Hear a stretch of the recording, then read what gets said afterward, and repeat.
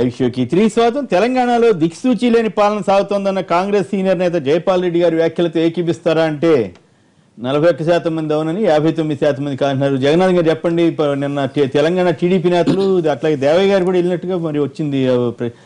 విజయవాడ వెళ్ళి చంద్రబాబు గారిని కలిసి తర్వాత రమణ గారు మాట్లాడుతూ పవన్ కళ్యాణ్ మద్దతు ప్రకటించారు. మేము గెలుపు ఖాయం అన్నట్టుగా మాట్లాడుతున్నారు. ఏమిటి పవన్ కళ్యాణ్ ఏమైనా ప్రచారం చేస్తారనుకుంటున్నారో? వస్తే మద్దతు ఇస్తే ఇక్కడ ఆయన అభిమానులు కూడా మీకు ఇబ్బంది పెట్టే అవకాశం ఉంటుంది.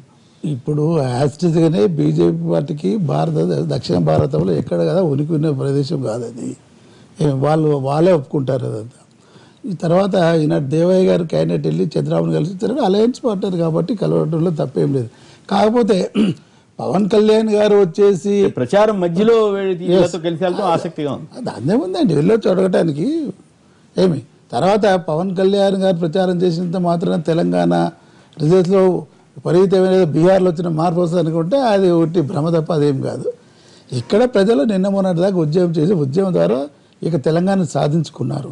ఇప్పుడు టీఆర్ఎస్ ప్రభుత్వం బిగినింగ్లో ఉన్నాము, మేమేమైతే చెప్పామో మేనిఫెస్టోలో పెట్టామో మా ఎజెండాలో పెట్టామో ఆ కార్యక్రమాలను చేసుకుంటూ పోతున్న తరుణం ఇది.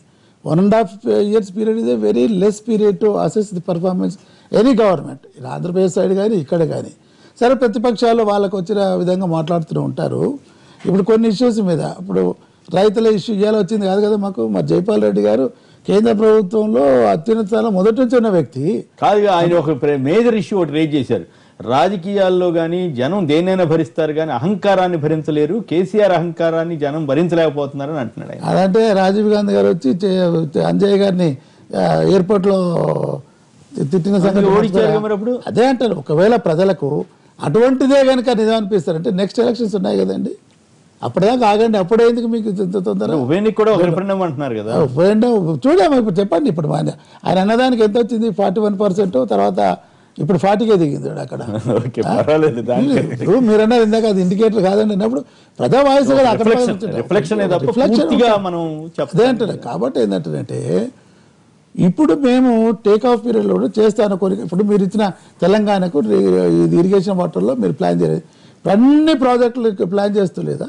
మేము మొత్తం తెలంగాణ 10 జిల్లాలో ఇరిగేషన్ పవన్ కళ్యాణ్ వరకే ఇది పరిమితం.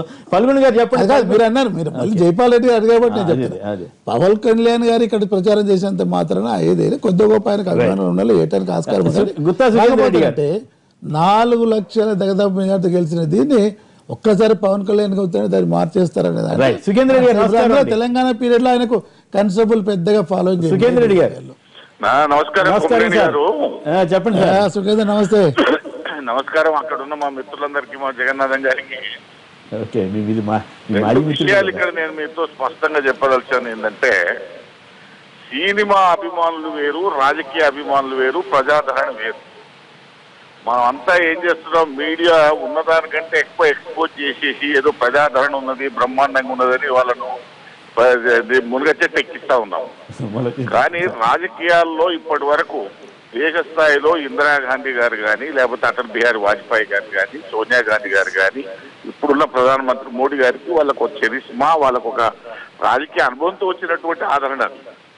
ఇవాళ మన ఉమ్మడి ఆంధ్రప్రదేశ్ రాష్ట్రంలో ఎన్టీ రామారావు గారు కానీ, రాజశేఖర రెడ్డి గారికి కానీ, వీళ్ళందరికీ వాళ్ళ పనితీరు తర్వాత వాళ్ళకి అట్లా ప్రజాదరణ వచ్చింది, ఇప్పటికీ మర్చిపోలేనటువంటివి. కాబట్టి సినిమాలో ఉన్నటువంటి మన ఎన్టీ రామారావు గారు ఒక 50 ఏళ్ళు దాంట్లో చేశాడు కాబట్టి వారి యొక్క అనుభవం, వారి యొక్క వేషాధరణ, వారు చేసినటువంటి చాలా కార్యక్రమాలతోనే వారు ఒక ప్రజాదరణ వచ్చింది, పార్టీ అధికారంలోకి వచ్చింది. తర్వాత ఆయన పెట్టినటువంటి స్కీములు చిరస్థాయిగా ఉన్నటువంటి పరిస్థితి ఉన్నది. రాజశేఖర రెడ్డి గారు కూడా అంతే. ఆయన 30-40 సంవత్సరాలు రాజకీయాల్లో పోరాటం చేసి ప్రతిపక్షంలో ఉండి, అధికారంలో ఉండి చాలా ఇబ్బందులు పడి రాజకీయాల్లోకి వచ్చిన తర్వాత ఒక చరిస్మా వచ్చింది. కానీ సినిమా యాక్టర్లు అందరూ అదే చరిస్మా ఉంటుంది. అభిమానించడం వేరు, సినిమాలో పవన్ కళ్యాణ్ గారు, సుఖేంద్ర రెడ్డి గారు, పవన్ కళ్యాణ్ గారి ఎఫెక్ట్ తోటి కోస్తాలో, రాయలసీమలో ఆయన అభిమానులంతా ఓట్లు వేయబడి తెలుగుదేశం గెలిచింది కదా. మీరు అసలు లేదంటే అట్లా జరుగుతుంది. అదే చెప్తున్నాను. అదే ఇప్పుడు రాజకీయాల్లో ఉండబడేటువంటి బాధ ఏంటంటే, రాజకీయాల్లో ఉండబడే బాధ ఏంటంటే కార్యకర్తలుగా కింది నుంచి గ్రామ స్థాయిలో ఉండబడేటువంటి సమస్యలతో ఫైట్ చేసి వచ్చే వాళ్ళ సంఖ్య తగ్గి ఈ సినిమా మోజుల్లో పడి, తర్వాత కాంట్రాక్ట్ల డబ్బుల మోజుల్లో పడి, తర్వాత ఇండస్ట్రియల్ మోసాలకు బలైపోయి ఇలాంటి వాళ్ళంతా రాజకీయాలకు వచ్చి దీన్ని భ్రష్టు పట్టిస్తున్నారు రాజకీయాలను. అది పెద్ద బాధాకరమైనటువంటిది. పవన్ కళ్యాణ్ గారి గురించి మీరు ఏమంటారు?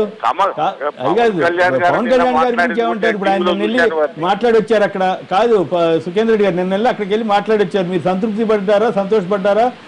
మీకేమనిపించింది? ఫలితం 0 అనిపించింది. ఫలితం 0 అనిపించిందా? ఎందుకంటే ఇప్పుడు చంద్రబాబు నాయుడు గారు చేయగలిగింది ఆయన చేసుకుంటారు. ఇప్పుడు ఇంకొక విషయం నేను చెప్తాను. చంద్రబాబు నాయుడు గారు తెలుగుదేశం పార్టీలో మేమంతా ఆయన దగ్గర పనిచేసిన వాళ్ళమే. అప్పుడు బాక్సైట్ కి ఆయన పర్మిషన్లు ఇచ్చినప్పుడు ఎవరైతే ఉన్నారో, రాజశేఖర రెడ్డి గారి దగ్గర ఎవరైతే ఉన్నారో, మళ్ళీ ఇప్పుడు చంద్రబాబు నాయుడు దగ్గర వాళ్ళే ఉన్నారు, కేసీఆర్ గారి దగ్గర వాళ్ళే ఉన్నారు. ఇక్కడ ముఖాలు మారుతున్నాయి కానీ విధానాల కాడ, కార్యక్రమాల కాడ అంతా వాళ్ళే మారరు. వాళ్ళు వీళ్ళని మారుస్తుంటారు. అందుకనే ఆ పాల్గొన గారు కూడా చెప్తున్నాను. ఎందుకంటే రాజకీయాల్లో ఇప్పుడు మనం ఒక 20 ఏళ్ల కింద వచ్చినటువంటి కార్యక్రమం ఇది. డబ్బులు దాన్ని ఈ సినిమా అభిమానాన్ని రాజకీయాలకు ముడిపెట్టడం, డబ్బులను రాజకీయాలకు ఎవరైతే గ్రామ స్థాయిలో పనిచేసి పైకి వచ్చేటువంటి కార్యకర్తలు చాలా అన్యాయం జరుగుతుంది. కాబట్టి సినిమాలో అభిమానించడం వేరు, కులం వేరు, మతం వేరు. కానీ రాజకీయ నాయకుల వ్యక్తిగత జీవితాలు కూడా ప్రజలు గమనించాల్సినటువంటి అవసరం ఉన్నది. ఈయన మంచోడా చెట్టోడా, ఈయన కార్యక్రమాలు ఏంటి, ఈయన ఖర్చు ఏంటి, ఈయన లక్షణం ఏంటి. ఇంట్లో ఇప్పుడు మొన్న మాకు మా వరంగల్లో ఒక ఇన్సిడెంట్ జరిగింది. దాని ప్రభావం రాజకీయాల మీద పడ్డది. కంప్లైంట్ మార్చేసుకునే పరిస్థితి వచ్చింది. కాబట్టి ఇవన్నీ కూడా వ్యక్తిగత జీవితాలు, మన యొక్క ప్రవర్తన. సినిమాలో emotion dialogue is different. Public లో వచ్చేటువంటి సమస్యలు పరిష్కారం చేయడం వేరు. కాబట్టి నిన్న చంద్రబాబు నాయుడుతో మన పవన్ కళ్యాణ్ గారు మాట్లాడినా ఫలితం ఎందుకున్నానే, అక్కడ వచ్చేది ఏం లేదు. అందరికి ఫలితం తెలుసు. హలో, కట్ అయినట్టు. రైట్. తెలంగాణలో దిక్సూచి లేని పాలన సాగుతోందన్న కాంగ్రెస్ సీనియర్ నేత జైపాల్ రెడ్డి గారి వ్యాఖ్యలతో ఏకీపిస్తారా అంటే 39% మంది మాత్రం అవునంటున్నారు, 60% మంది కాదంటున్నారు. ఎస్ఎంఎస్ పంపిన వారందరికీ కూడా ధన్యవాదాలు. పద్మ గారు, అలాగే రాజు శర్మ గారు, మందా జగన్నాథం గారు, ఆకుల సత్యనారాయణ గారు, గుత్తా సుఖేంద్ర రెడ్డి గారు, ఫల్గుణ గారు, అందరికి కూడా ధన్యవాదాలు. ఇది నేటి వార్తా విశ్లేషణ కార్యక్రమం. నమస్కారం.